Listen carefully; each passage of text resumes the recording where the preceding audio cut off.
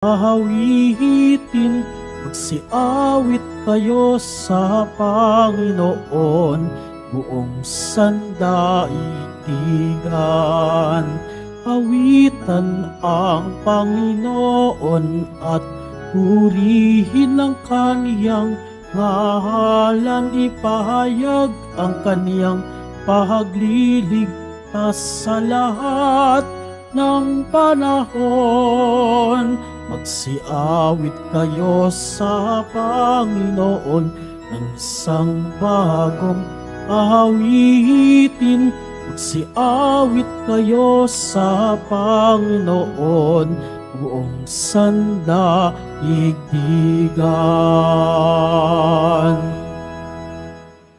Sa ngalan ng Ama at ng Anak at ng Espiritu Santo, Amen. sumainyo ang Panginoon. At sumaiyo rin.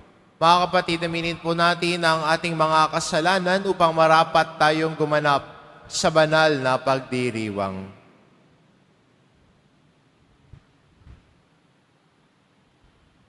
Inaamin ko Sa makapangyarihang Diyos at sa inyo mga kapatid, na lubha akong nagkasala sa isip, sa salita, sa gawa, at sa aking pagkukulang.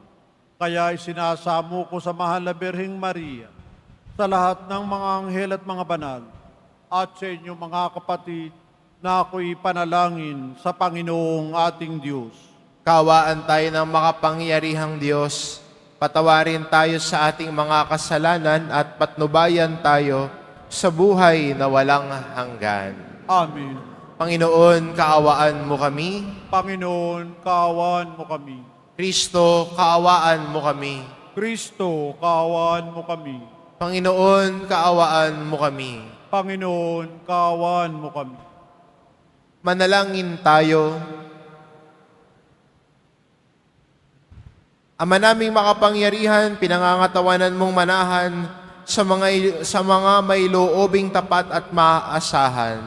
Sa kagandahang loob mo, kami naway makapamuhay bilang mga mapalad na maging iyong tahanan sa pamamagitan ni Jesucristo kasama ng Espiritu Santo, magpa sa walang hanggan. Amen. Maupo po tayo. Pagbasa mula sa aklat ng Henesis.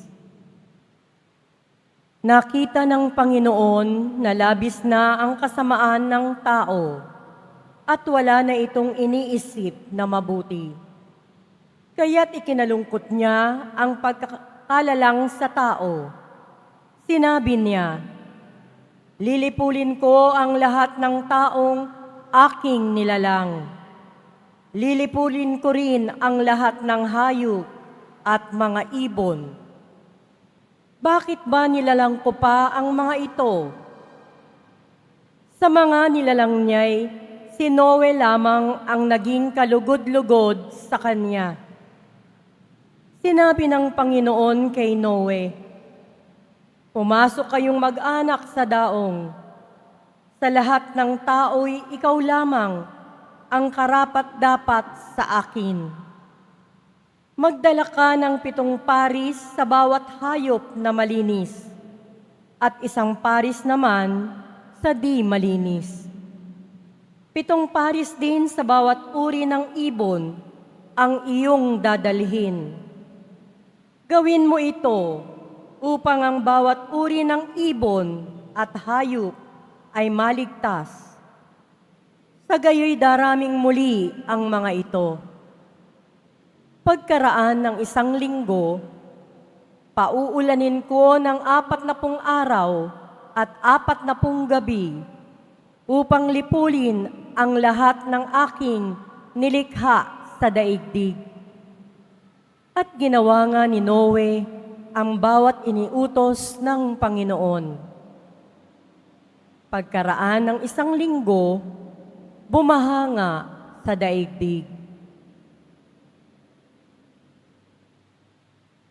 Ang salita ng Diyos. Salamat sa Diyos. Basbas ng kapayapaay sa bayan ng poong mahal. Paspas ng kapayapaan sa bayan ng Poong Mahal. Purihin ang Panginoon, ninyong banal na nilalang, pagkat siya ay dakilat, marangal ang kanyang ngalan. Ang poon ay dakilain, purihin ang Diyos na banal. Yumuko ang bawat isa kapag siya ay dumatal. Paspas ng kapayapaan sa bayan ng Poong Mahal. Sa gitna ng karagatan, tinig niya'y naririnig. Sa laot ng karagatay, hindi ito nalilingid. Pag nangusap na ang poon, tinig niya'y ubod lakas, ngunit tinig kamahalan kapag siya'y nangungusap. Paspas ng kapayapaan sa bayan ng Poong Mahal. Ang tinig ng dakilang Diyos, parang kulog na malakas. Kaya't mga nasa templo'y sumisigaw, nagagalak. Panginooy papurihan, ganito ang binibigkas. Siya rin ang nagahari sa dagat ng kalaliman. Namumuno siya roon bilang haring walang hanggan. Paspas ng kapayapaan sa bayan ng Poong Mahal. Tumayo po tayo.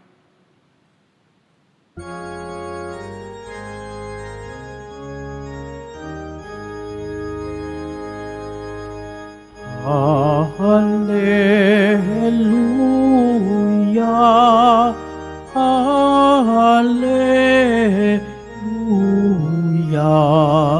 Hallelujah, Hallelujah.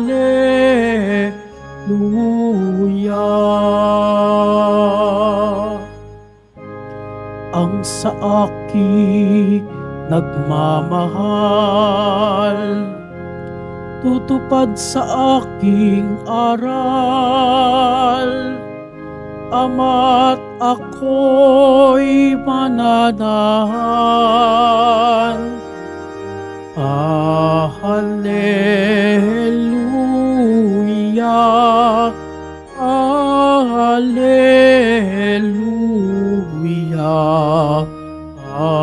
Hallelujah, Hallelujah.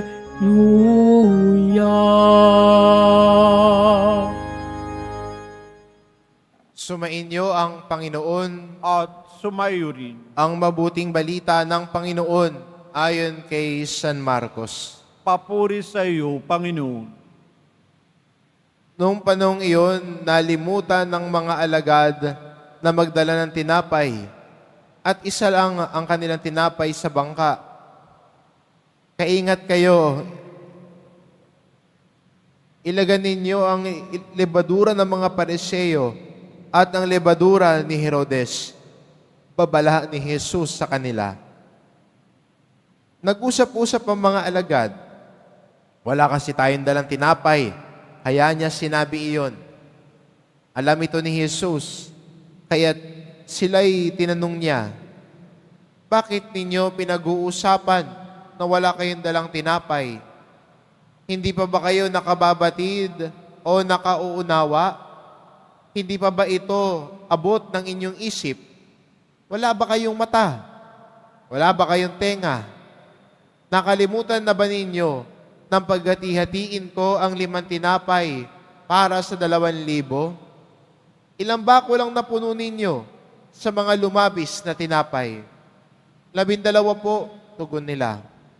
At nang paghati-hatiin ko ang 7 tinapay para sa 4,000, ilang bakol na malalaki ang napuno ninyo? Tanong niya.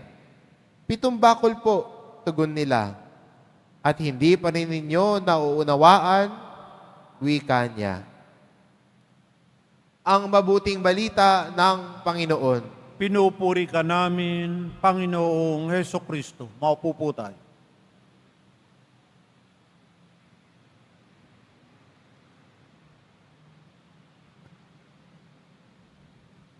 Minsan ho, nung ako ho ay batang pari ay palabas po ako ng kwarto para magmisa. At sa kamamadali ko, hindi ko mahanap yung susi ko. Kasi ayoko lumabas ng kwarto na hindi ko nalalak yung kwarto ko. Kaya hanap ako ng hanap ng susi, hindi ko maalala ko saan. At inaalala ko saan ba ako nagdaan. Punta ako sa lamesa, punta ako sa CR, baka naiwan ko doon. Yung cabinet na pinagbuksan ko para sa t-shirt, binuksan ko din. Wala rin doon. At nung sa may pinto na ulit ako, naaalala ko kung saan ko nasabit yung aking susi. Alam niyo saan? Di ba sa cabinet may handle? Doon ko sinabit yung susi ng kwarto ko. Sabi ko, hindi pa naman ako senior. Kaya sinasabi ko na lang, feeling senior moment. Minsan sinasabi natin, ang senior moment, yung nakakalimot. Nakalimutan mo yung salamin mo, hanap ka ng hanap. Minsan, no, yung nanay ko, tinanong sa tatay ko, asan yung salamin ko? Nakita mo ba? Sabi ng tatay ko, ayun. Anong ayun? Ayun, sa ulo mo, suot mo. Minsan, nakakalimutan. Maganda sa Ebanghelyo, mapansin natin na yung mga alagad, nakalimot din. Ayoko na ho sabihin senior moment, baka yung mga senior dito sabihin, Father, nakakarami ka na, no? Pero minsan, no? Kahit sila, nakalimot din. Nakalimutan nila ang ginawa ng Diyos na nasaksihan nila. Sabi ni Jesus sa kanila, ang bilis nyo naman nakalimot. Isang tinapay lang nadala ninyo, tingin nyo, magiging problema sa atin yon.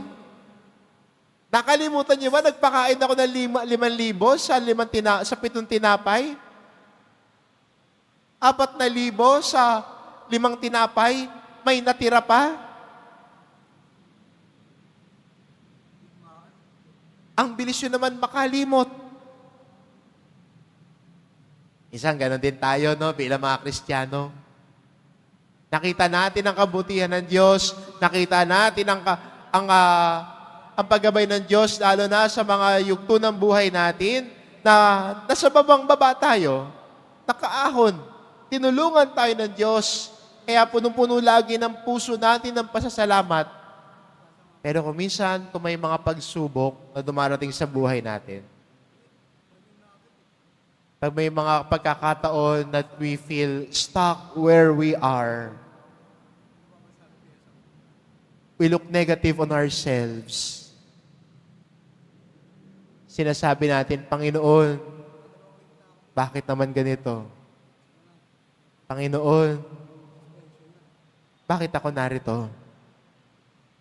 Ba't ganito nangyayari sa buhay ko? Panginoon, parang di ako umuusad sa buhay ko.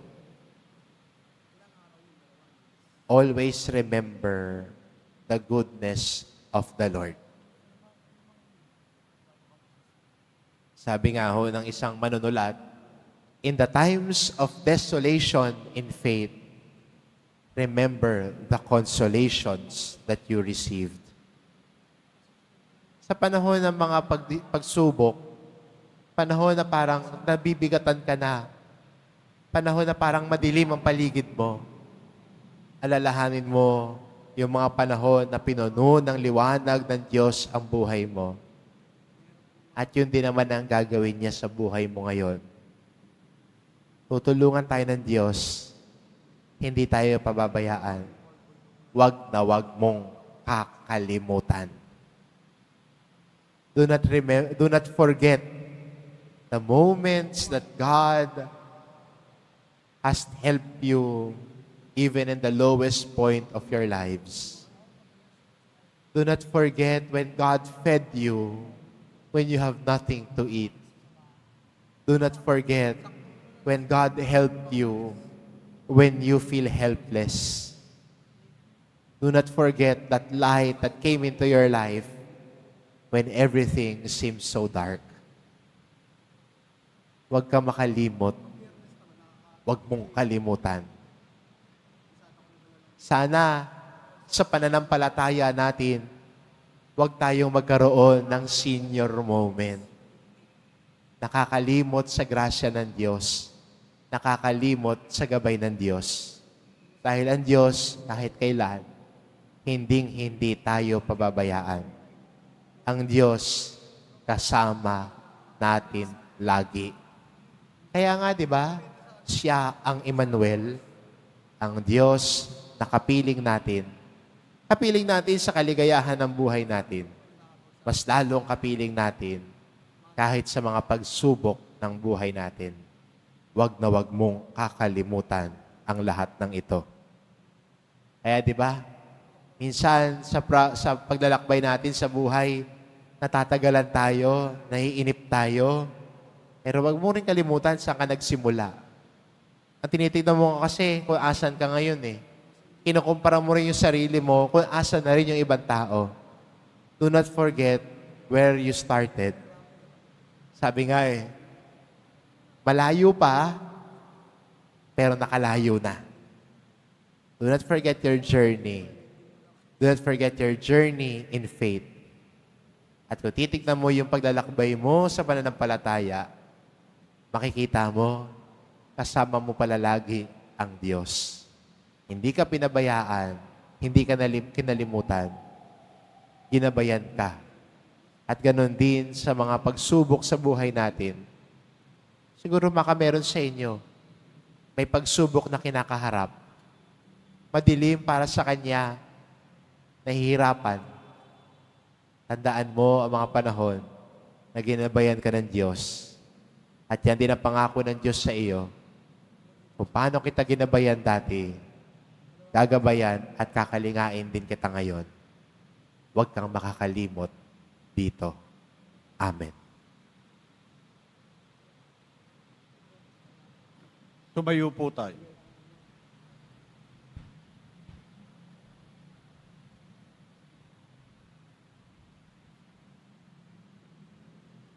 Minamahal ko mga kapatid, natitipon tayo bilang sambayanan ng Diyos. Dalhin natin ang ating mga pangangailangan sa Ama.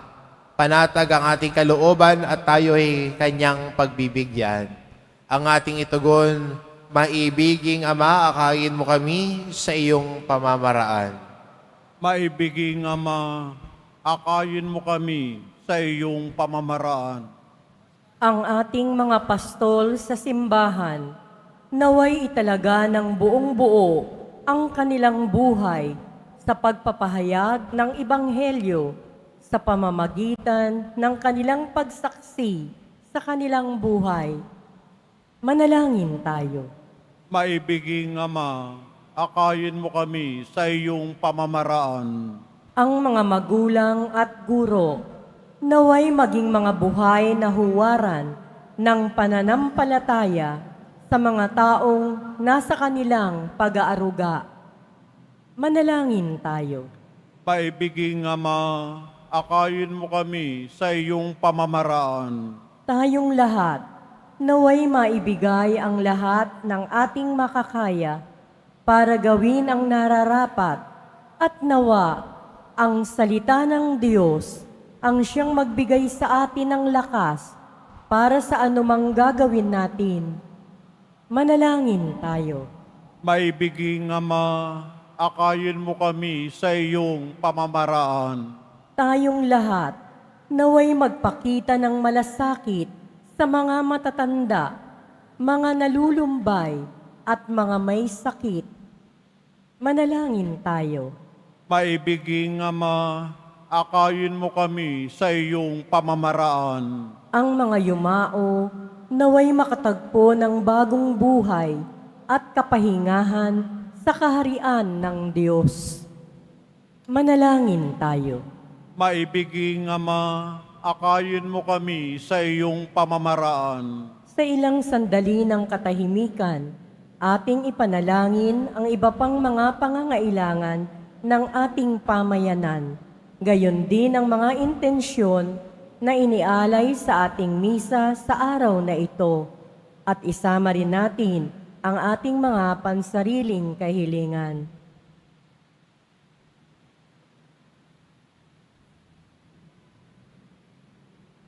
Manalangin tayo. Maibiging Ama, akayin mo kami sa iyong pamamaraan. Makalangit na Ama, palalimin mo ang aming pananampalataya upang lumago kami sa iyong pag-ibig at laging maglingkod sa iyo ng may mapagbigay at malinis na puso. Hinihiling namin ito sa pamamagitan ni Kristong aming Panginoon. Amen. Maupo po tayo.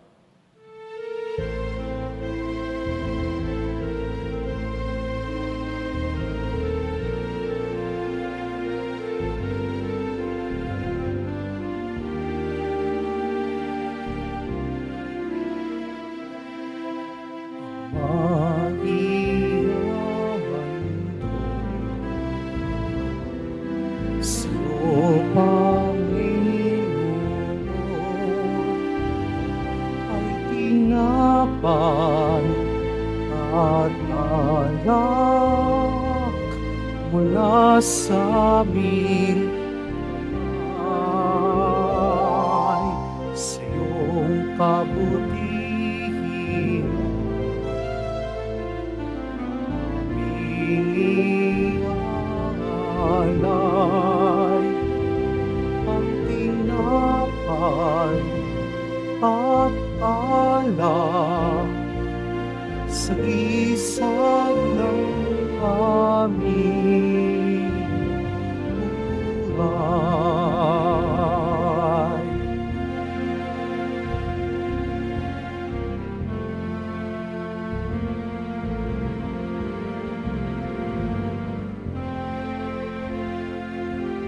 Tumayo po tayo. Manalangin kayo mga kapatid, upang ang paghahain natin ay kalugdan ng Diyos amang makapangyarihan.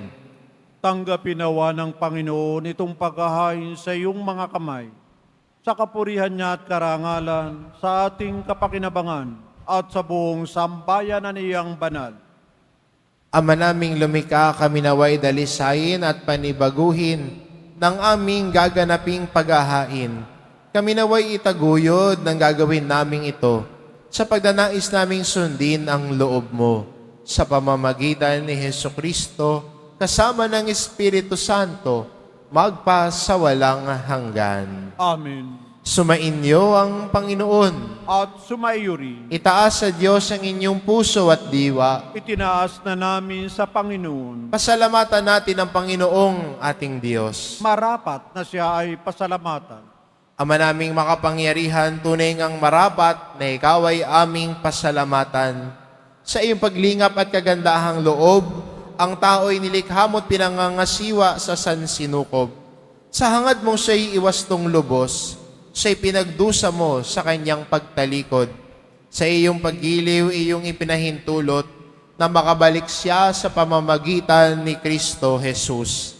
Kaya kaisa ng mga anghel na nagsisiawit ng papuri sa iyo, nang walang humpay sa kalangitan, kami nagbubunyi sa iyong kadakilaan.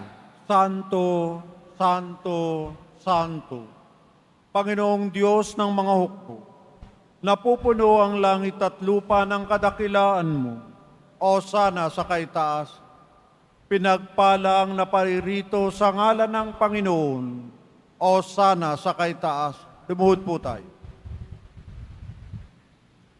Ama naming banal, ikaw ang bukal ng tanang kabanalan, kaya't sa pamamagitan ng iyong Espiritu gawin mong banal ang kaloob na ito, upang para sa amin maging katawan at dugo ng aming Panginoong Hesukristo.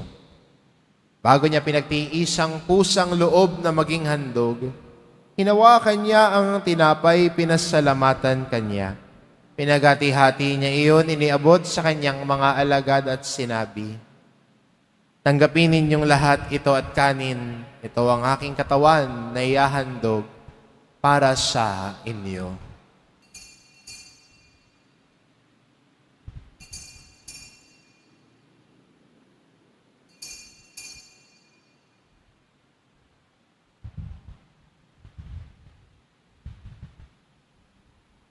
Gayon din naman na matapos ang hapunan, hinawakan niya ang kalis. Muli kanyang pinasalamatan. Iniabot niya ang kalis sa kanyang mga alagad at sinabi, "Tanggapin ninyong lahat ito at inumin. Ito ang kalis ng aking dugo, ng bago't walang hanggang tipan. Ang aking dugo na ibubuhos para sa inyo at para sa lahat, sa ikapagpapatawad ng mga kasalanan. Gawin ninyo ito sa pag-alala sa akin."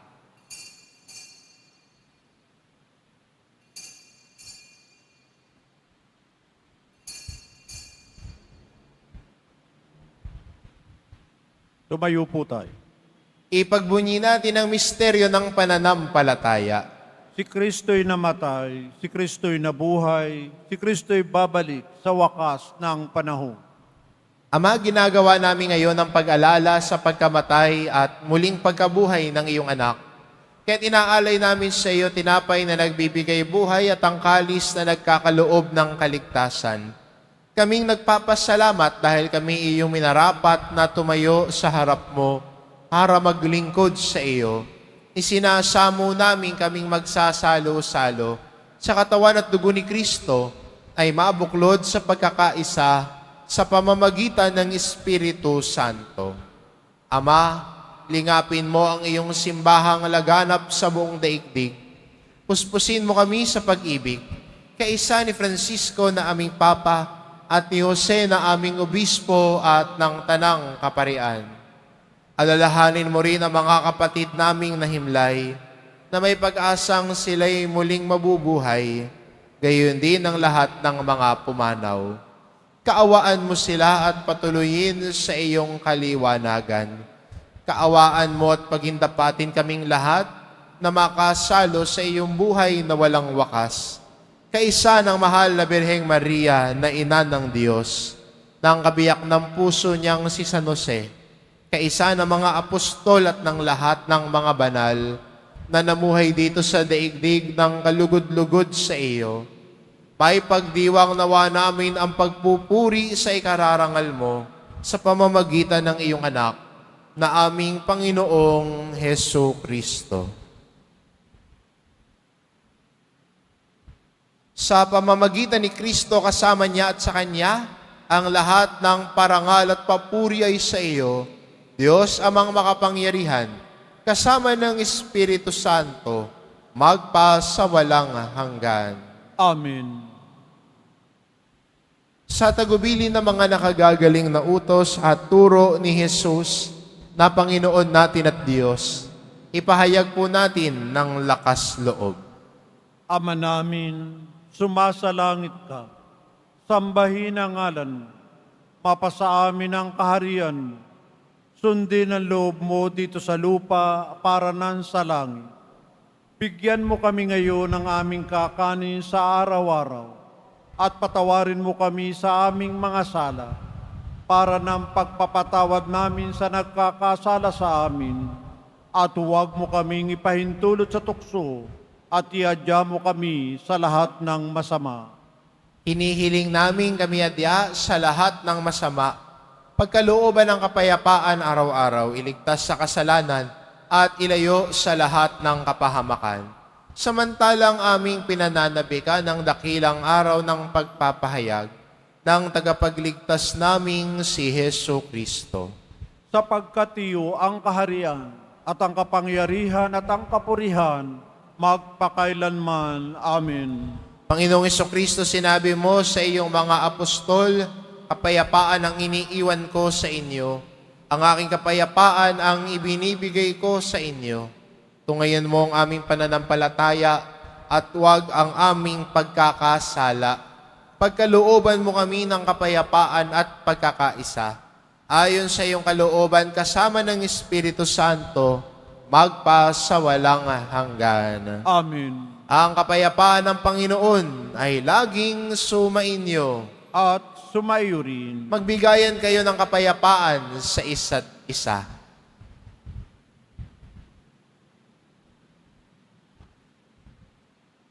Kordero ng Diyos na nagalis ng mga kasalanan ng sanlibutan, maawa ka sa amin. Kordero ng Diyos na nag-aalis ng mga kasalanan ng sanlibutan, maawa ka sa amin. Kordero ng Diyos na nag-aalis ng mga kasalanan ng sanlibutan, ipagkaloob mo sa amin ang kapayapaan. Lumuhod po tayo. Itong kordero ng Diyos, ito nag-aalis ng kasalanan ng sanlibutan. Mapalad ang mga inaanyayahan sa kanyang piling. Panginoon, hindi ako karapat-dapat na magpatuloy sa iyo, ngunit sa isang salita mo lamang ay gagaling na ako.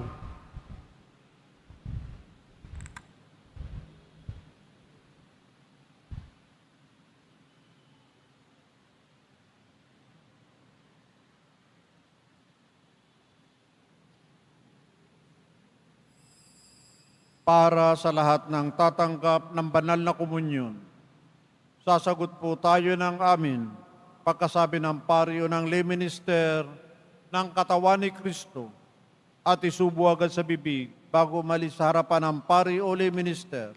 Sumunod po tayo.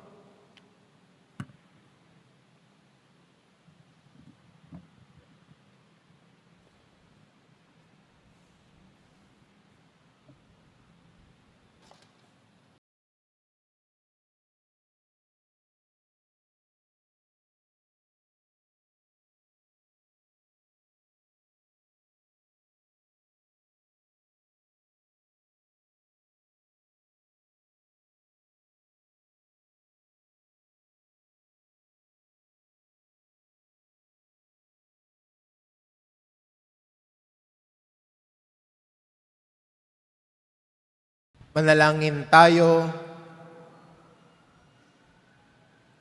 Ama namin mapagmahal, kaming pinapagsalo mo sa banal na pakikinabang, ay gawin mong laging manabik na pagsaluhan ng kaloob mong ito sa aming ikabubuhay sa pamamagitan ni Hesukristo kasama ng Espiritu Santo, magpa sa walang hanggan. Amen. Sumainyo ang Panginoon. At sumayo rin. Mahal na pong Isus Nazareno, inihayag mo sa pamamagitan ng krus ang walang maliw na pag-ibig ng Diyos sa sangkatauhan. Pakinggan mo ang kahilingan lalo na para sa mga nangangailangan ng iyong tulong at awa. Makamtanawa namin ang iyong kasagutan na may utang na loob na tinatanaw. Basbasan din po ninyo itong mga imahin at dasalan upang lalo kaming manalangin at magtiwala sa pamamagitan ng bendisyon na ito, naway lalo kaming maging mapaglingkod, masunurin at tapat sa iyo na aming maluwalhating Panginoon, magpasawalang hanggan. Amen. At pagpalain kayo ng ating mapagmahal na Diyos, ang Ama at ang Anak at ang Espiritu Santo. Amen. Humayo kayo, taglay ang kapayapaan ng poong Jesus Nazareno. Salamat sa Diyos.